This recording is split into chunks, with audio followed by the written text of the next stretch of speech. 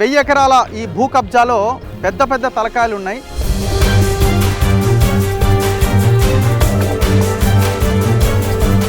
పోలీసులు వీళ్ళకి రక్షణగా ఉన్నారు. నిన్న 100 మంది పోలీసులు ఎంటర్ అయ్యారు. మరి ఎస్పీ ఎట్లా ఇంతమంది పోలీసులను పంపించిండు? ఒకవేళ నిన్న గొడవ జరగకపోతే, గిరిజనులు ప్రతిఘటించకపోతే పరిస్థితి ఏంటి?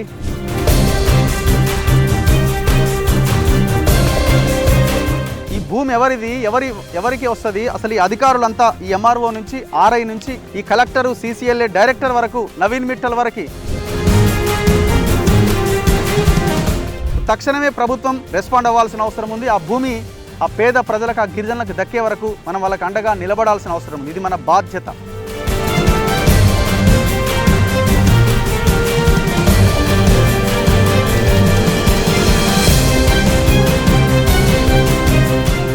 నమస్తే. దాదాపుగా 1000 కోట్ల రూపాయల భూ కుంభకోణం ఇది. చాలా జాగ్రత్తగా వినండి. డబ్బున్న వాళ్ళు ఈ తెలంగాణ రాష్ట్రాన్ని, తెలంగాణ భూములని ఏ రకంగా గ్యాంగ్ రేప్ చేస్తున్నారన్న దానికి ఇది ఒక పర్ఫెక్ట్ ఎగ్జాంపుల్. సో నేను గతంలో 5 ఏళ్ల కింద ఇదే గిరిజనుల సమస్యల మీద జైలుకి వెళ్ళిన, గుర్రంపోడు రైతుల సమస్య మీద. సో మళ్ళీ అలాంటి సమస్య ఇది కూడా.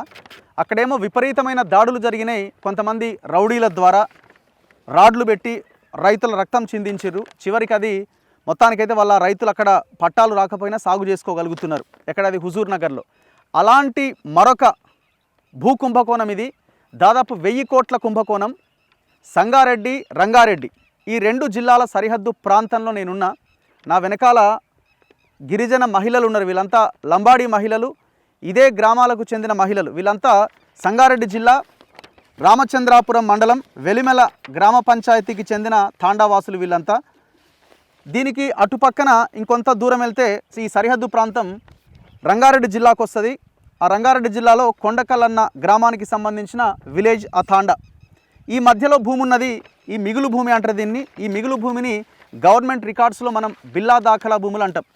మిగులు భూమి అనొచ్చు, టెక్నికల్గా బిల్లా దాఖలా భూములు అంటాం. ఈ భూములంతా కూడా గవర్నమెంట్కి సంబంధించిన భూములు. ఎంత దుర్మార్గం అంటే, మీరు చూస్తున్న ఈ వీడియోలు 100 మంది పోలీసులని, స్పెషల్ ఫోర్సు చెందిన పోలీసులని తీసుకొచ్చి కొన్ని రియల్ ఎస్టేట్ మాఫియాకు చెందిన కంపెనీలు, ముఖ్యంగా అరబిందో లాంటి కంపెనీలు, మరి గవర్నమెంట్లో ఉన్నవాళ్ళు ఉన్నారా, పాత గవర్నమెంట్లో ఉన్నవాళ్ళు ఉన్నారా, మంత్రులు ఉన్నారా, మనం ఇప్పుడు నెక్స్ట్ మాట్లాడబోతున్నాం. ఈ మొత్తం గిరిజనులు సాగు చేసుకుంటున్న వీళ్ళు కబ్జాలో ఉన్న భూములని వీళ్ళందరినీ ఎల్లగొట్టి, మనకు కనిపిస్తున్న కడీలు ఉన్నాయి చూసిరా, మీకోసం భూములు ఇస్తాం మేము, ఇగో సర్వే చేద్దామని చెప్పి ఈ గిరిజన రైతుల చేతనే ఈ కడీలన్నీ నాటించి మొత్తం భూమిని రిజిస్ట్రేషన్ చేసుకున్నారు. అంటే ప్రొసీడింగ్స్ ఇచ్చేసారు. ఈ ప్రొసీడింగ్స్ ఇచ్చేసిన దాంట్లో దాదాపు మొత్తం అధికారుల పేర్లతో సహా నేను మీ ముందు పెట్టే ప్రయత్నం చేస్తా. సిసిఎల్ఏ డైరెక్టర్గా ఇప్పుడు ధరణి కమిటీకి ఇన్ఛార్జిగా ఉన్న కమిషనర్ నవీన్ మిట్టల్ దగ్గర నుంచి ఈ టోటల్ కల్ప్రిట్, ఇందులో నవీన్ మిట్టలే అనే పేరే వినిపిస్తున్నది ఇక్కడ.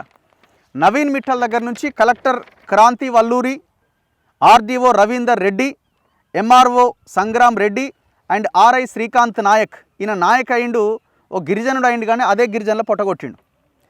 ఇంతకుముందు ఒక గిరిజన ఆర్డీఓ ఉన్నట్టు జయరామ్ నాయక్ అని, ఆయన వీళ్ళకి ఏదో హెల్ప్ చేద్దామనే ప్రయత్నం చేస్తే వారం రోజులు ఆయన ట్రాన్స్ఫర్ చేసి పడేసిరట. ఎంత దుర్మార్గం!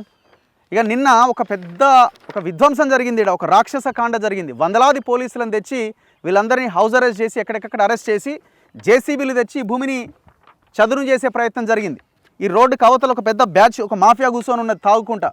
అందులో పోలీసులు కూడా ఉన్నారు. పోలీసులు మనం వస్తున్నాం అనగానే ఆ షర్టుకి ఈ షర్టు కోళ్ళు దాచుకున్నారు. దీని మీద ఎవరైతే కొట్లాడుతున్నారో ఆ కొట్లాడే వాళ్ళని హౌస్ అరెస్ట్ చేసిరు పొద్దున్న నుంచి. వాళ్ళ ఇంటి ముందు పోలీసులు ఉండి మనం వస్తున్నామని తెలియగానే వాళ్ళు ఏదో రకంగా వెనక డోర్ నుంచి బయటకు వచ్చిర్రు. వాళ్ళతో కూడా నేను మాట్లాడిస్తా. కొంతమంది నాయకులు కూడా ఉన్నారు, వాళ్ళతో కూడా మాట్లాడిస్తా. ఈ గిరిజన ప్రజలతో మాట్లాడించిన తర్వాత ముఖ్యమంత్రి గారు రెస్పాండ్ కావాలా. ఎంత ఘోరం అంటే, ఇంకా ఎలక్షన్స్ మనం ఓటేసే అంటే మొన్నటి ఎలక్షన్స్ పోలింగ్ జరిగిన ఒక్క వారం రోజుల ముందే ఈ ప్రొసీడింగ్స్ వచ్చేసినాయి. ప్రొసీడింగ్ కాపీ నా దగ్గర ఉన్నది. ఎంత దుర్మార్గం! నిన్న ఎస్టీ కమిషన్ ముందు విచారణ జరిగితే ఎంఆర్ఓకి వాయిస్ లేదు, అధికారులకు వాయిస్ లేదు. ఎట్లా మీరు దీన్ని ప్రొసీడింగ్స్ ఇచ్చిరంటే, ఇగో ఇది proceeding copy. Government of Telangana, office of the Tahsildar, Ramachandrapuram మండలం.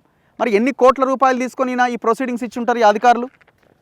Requested to furnish the information with regard the total GPA area or బిల్లా దాఖల్ area 434 situated Velmela village Ramachandrapuram mandal అంటే డీటెయిల్స్ ఉన్నాయి.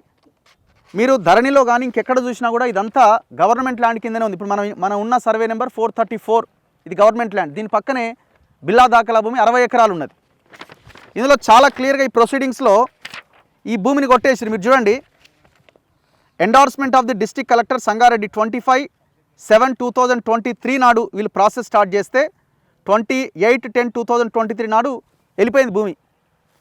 అంటే ఎంత త్వరగా చేసిర్రు. ఇది ఇట్లా ఉంటే ఇదే రైతులు 1994లో పేద రైతులు వీళ్ళంతా అంత వేలిముద్రలే దాదాపు ఒక 40 మంది రైతులు వీళ్ళు అప్లై చేసుకున్నారు గవర్నమెంట్కి. హైకోర్టు ఆర్డర్ ఇచ్చింది, ప్రొసీడింగ్స్ ఇచ్చింది, వీళ్ళకి భూమి ఇచ్చేయండి మనిషో 2 ఎకరాలని. ఎంతమంది మొత్తం 40 మంది రైతులంతా ఇగో హార్య లత్య వీళ్ళంతా లంబాడీసే, వీళ్ళకి ఇవ్వలే.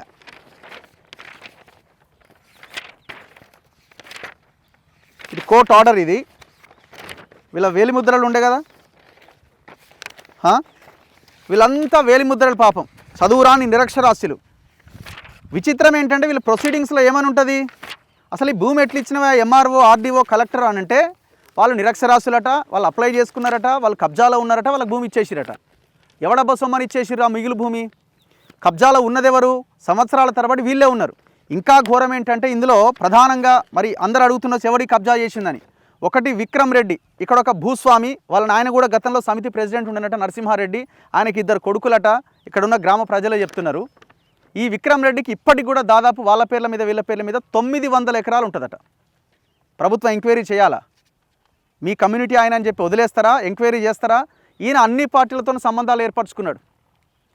ఎంత ఘోరం అంటే ఆనాడు సీలింగ్ యాక్ట్ వచ్చిన తర్వాత సీలింగ్లో భూమి పోతుందని చెప్పి వాళ్ళ పేర్ల మీద వీళ్ళ పేర్ల మీద భూమిని చేజిక్కించుకొని ఆ తర్వాత వాళ్ళందరూ నిలగొట్టి చిన్నగా కబ్జాలు పెట్టి మొత్తం 900 ఎకరాలకు విస్తరించిరట. ఇప్పుడు దాని పక్కనే ఆనుకొని ఉన్న ఈ బిల్లా దాఖలా మిగులు భూమిని కూడా కొల్లగొట్టే ప్రయత్నం చేసిరు. అయిపోయింది కూడా. విక్రమ్ రెడ్డి నెంబర్ 1 అండ్ కళ్యాణ్ రెడ్డి అని మెఫైర్ అని ఒక రియల్ ఎస్టేట్ వెంచర్ ఉన్నది, ఆయన దానికి ఎండీగా వ్యవహరిస్తున్నాడు. ఆయన ఇందులో భాగస్వామి. 3వ వ్యక్తి ఎవరైనా నిత్యానంద రెడ్డి, ఎవరైనా అరబిందో రియల్ ఎస్టేట్కి సంబంధించిన ఆయన. ఈ అరబిందో రియల్ ఎస్టేట్ అంటే శరత్ చంద్రారెడ్డి ఈ లిక్కర్ స్కామ్లో సారా దందాలో ఇరుక్కున్న ఆయన ఈ అరబిందో ఫార్మా డైరెక్టర్ శరత్ చంద్రారెడ్డి ఇక్కడ ఈ దందాలో ఉన్నాడు. ఆయనకు సంబంధించిన వ్యక్తి నిత్యానంద రెడ్డిని ఇక్కడ పెట్టి దందా చేస్తున్నాడు. ఆయన భార్య నిత్యానంద రెడ్డి భార్య పేరు మీద ఉందా? భార్య రాజేశ్వరి పేరు మీద ఉంది. ఇంకా శిల్పారెడ్డి ఎవరు? ఆమె బిడ్డే శిల్పారెడ్డి పేరు మీద ఉన్నది. కళ్యాణ్ రెడ్డి ఎవరు? కళ్యాణ్ రెడ్డి భార్య శిల్పారెడ్డి.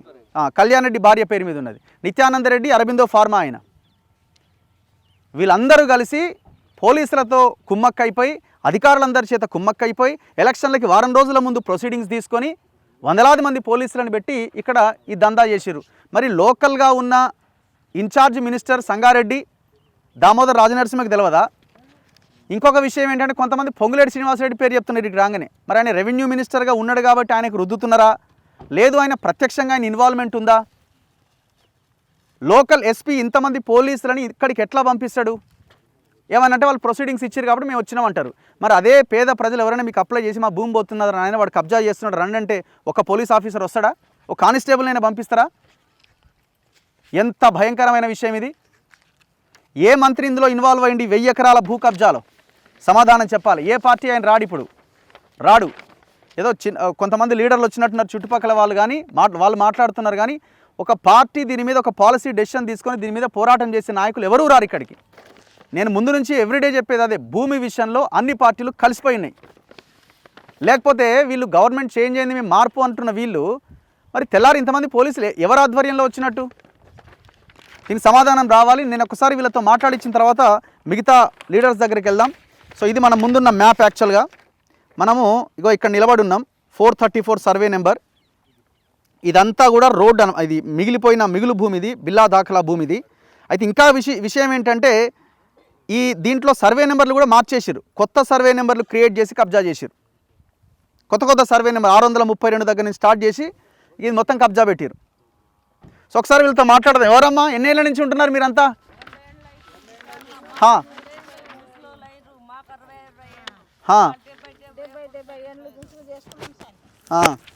ఏం పేరు అమ్మా మీ పేరు? మైక్ ఇవ్వు. ఏం పేరు మీ పేరు? మున్ని. మున్నిసా? మున్ని కే మున్ని. ఓకే. ఏ ఊరు మీది? ఇదే తాండా సార్. అక్కడే పెట్టమ్మా, అక్కడే పెట్టు. ఎల్మెల్ల తాండా. ఎల్మెల్ల తాండా. మా తల్లిదండ్రులది కొండాకల్ తాండా సార్. ఇది ఎల్మెల్ల తాండా మా అత్తగారిది. అప్పటి నుంచి ఇచ్చిన కాడ నుంచి ఇదే గోడలు ఉంది సార్ మాకు ఈ భూమి మీద. ఎప్పుడు ఇది లేదు మాకు, సుఖంగా లేదు, సుఖంగా లేదు మాకు ఎప్పటికి. ఇప్పుడు మీరు కూడా అప్లై చేసుకున్నారు కదా? అప్లై చేసినాం కానీ మస్తు ఆఫీసులు చుట్టూ తిరుగుతూ ఉన్నాము. తిరిగి సాల్ అయిపోయారు. కేసులు ఉన్నాయి మా పైన. ఇక్కడ పలకలు తీస్తే కేసులు ఉంది. మా ఫ్యామిలీ 8 మందిలో కేసు ఉంది. కేసు పెట్టిర్రు. కోర్టు సీటు శివుల కోర్టుకు గిట పోయి ఉన్నాం. శివుల కోర్టులో 15 సంవత్సరాలు కేసు.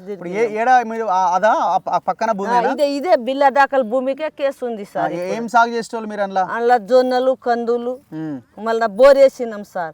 బోర్ వేసిన కాడ నుంచి గుంజుకురు వాళ్ళు సార్. మీకు సర్వే చేస్తాము. అక్కడ మండల్ మారింది.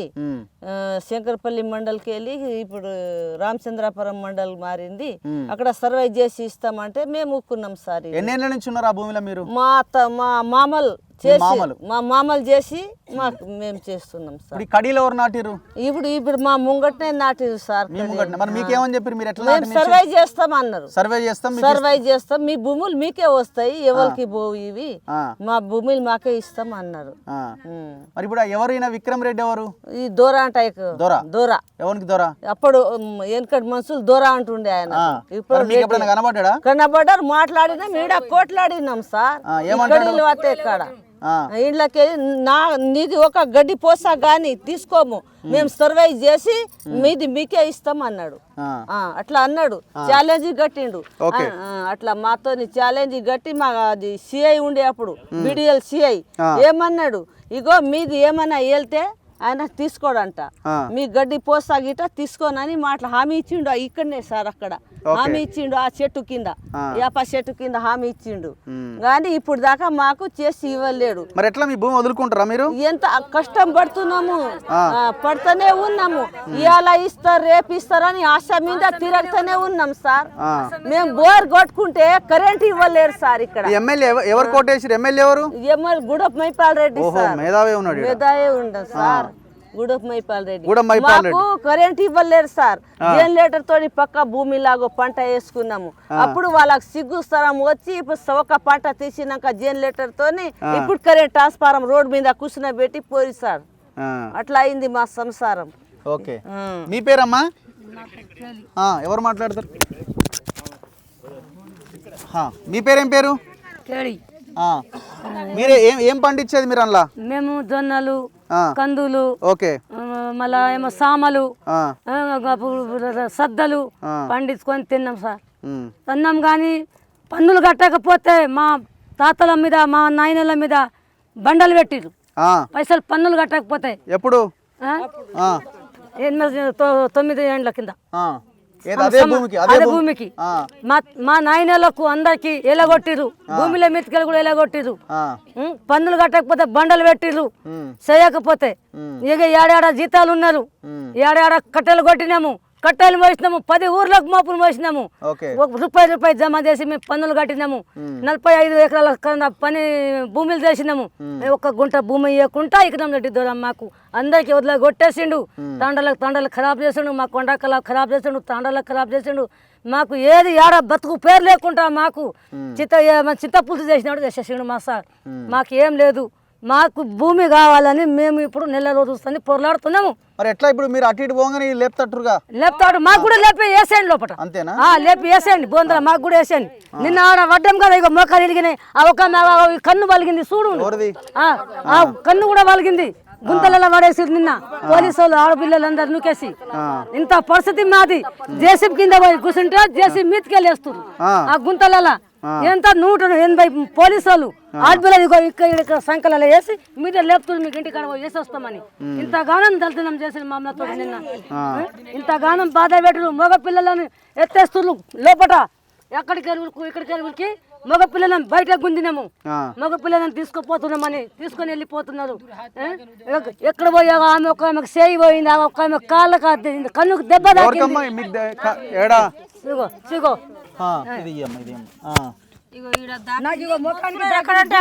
తగిలిందేనా?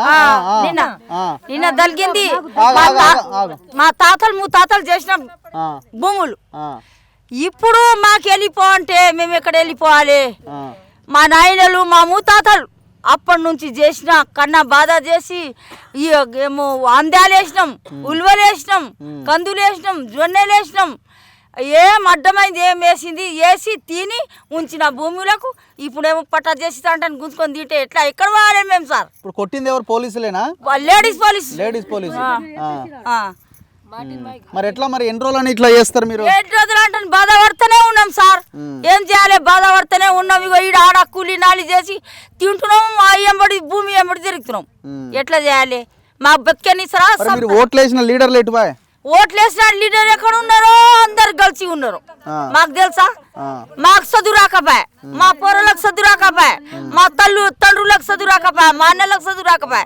ఎట్లా చేయాలి? మాకు చదువు వస్తే ఏదైనా చదివి చూస్తాం. చదువు లేదే కదా ఇది పోరాటం. మరి మీ పిల్లలంతా?